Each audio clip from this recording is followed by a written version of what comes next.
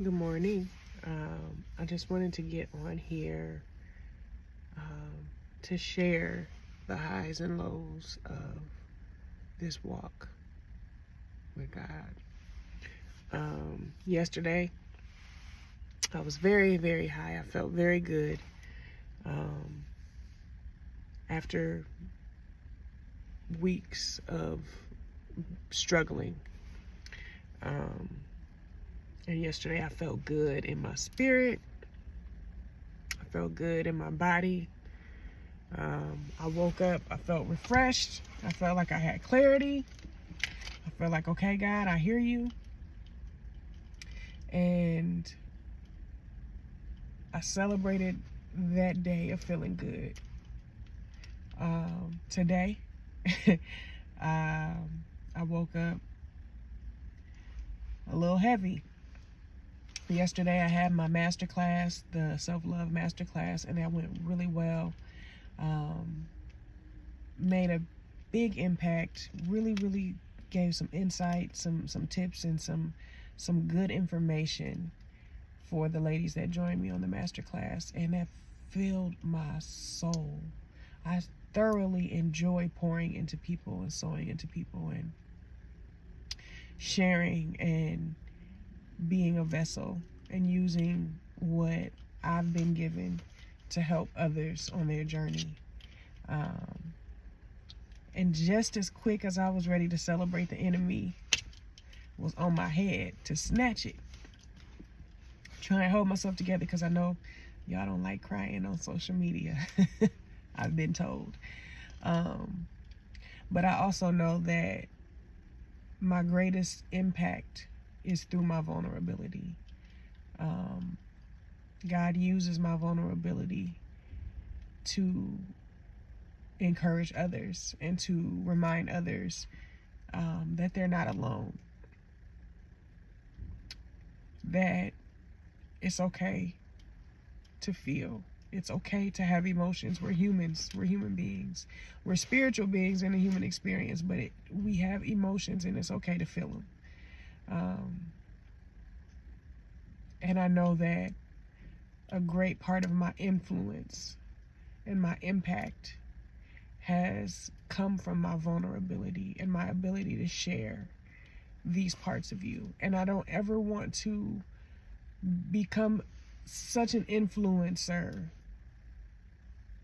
that I only share the highs and I only share the encouragement and I only share what it looks like when you're celebrating and you're expecting God. I want to be honest, because every day is not sunny.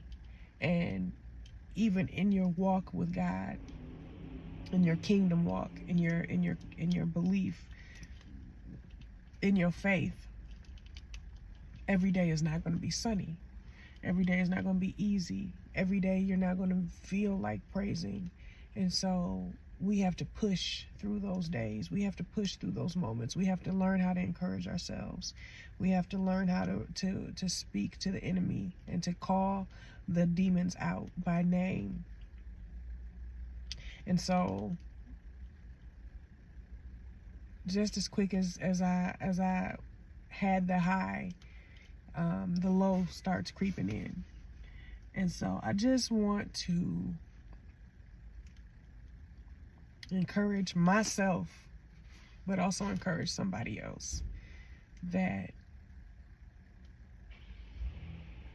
it's not in vain. Your walk with God is not in vain, even though you don't see it. Even though this wilderness season feels like it has drug on, even when you don't feel like you hear God, even when you feel like God is giving you no after no, even when you feel like you don't clearly understand what's going on, even when you are praying for answers and you get none, when you're praying for strategy and it still seems like there's nothing. As I encourage myself, I want to encourage somebody else that God is still working, that God is still in the midst of it. And even if it's a season, a wilderness season that we've put ourselves in, God will still get in the pit with us. and he will still be with us, even if he doesn't remove us when we feel like we need to be removed. He promised that he will be with us. And so, for those of you that feel like me, that feel like all the walls are closing in, and that the water is coming above your head, it feels like you have nothing, absolutely nothing left but your faith, that God is still working. God is still working. God is still working. God is still working. And so I'm okay. I don't need anybody to tell me don't cry. I am very, very well aware of my emotions, and crying is healing. And I know that God bottles tears, and I know that tears are prayers too. And I know that as an emotional being, I'm going to cry. I don't try to hold back my tears. I allow things to go and flow.